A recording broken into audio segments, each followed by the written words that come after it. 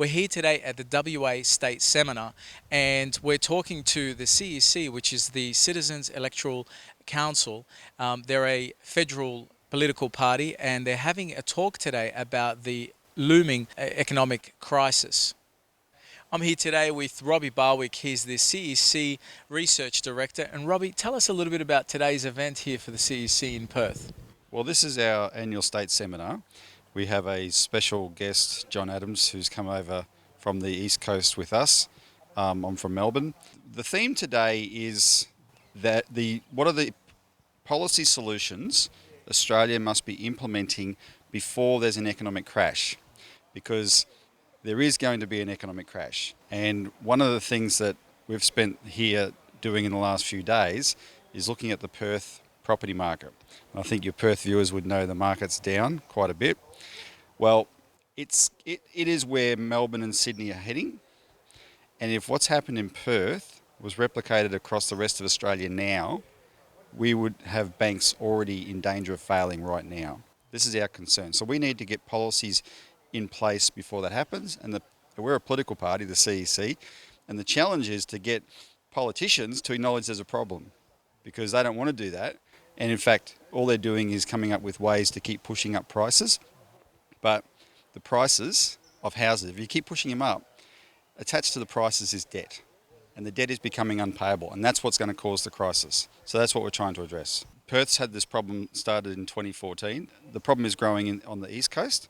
And what that means is that the banks, the Australian banks, the big four, which are the banks here as well as over there, are getting into more trouble. And where Perth is having difficulty is the Royal Commission forced the banks to raise their lending standards, and people in Perth, and the normal tricks that governments would employ to try and push up prices, that requires the banks to do a lot of loose lending, and that's not happening. Now the government might try and find ways to do that, but in the meantime people are trapped in mortgages that they can't pay, and you got pockets of Perth like Mandurah, or Western Australia like Mandurah, which has the highest mortgage stress in Australia, in fact. There are whole streets there just full of for sale signs. And that is really extreme. You're getting to the point where that starts to trigger rapid price falls. So Perth, in 5 years, Perth's gone down about close to 20%. People here would be hoping, that's going to turn around soon and everything will be okay. Well, what if it doesn't? Right? Because when you see pockets where everyone's trying to sell at once, that doesn't help you turn around the market. That's going to push it down further. And if that spreads, Perth can be the first place to get to 30% down, 40% down, perhaps even more, right? And the East Coast will follow, and our banks will be in trouble. So beyond the Perth property market, what's the other issue? Because the biggest elephant in the room is the Glass-Steagall, which is where banks are basically tied in together, and the talk today is about breaking that up, right? Well, that's our policy. So because what Glass-Steagall does is it stops banks from being able to gamble. Banks have a lot of exotic ways they gamble with money. But if banks have deposits, which is our money, and that's our money they're gambling with. And banks, this should never have been allowed.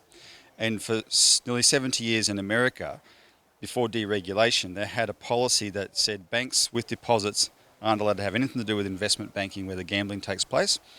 And that worked. It kept the banking system stable, right? And banks were boring, but you knew what they were for.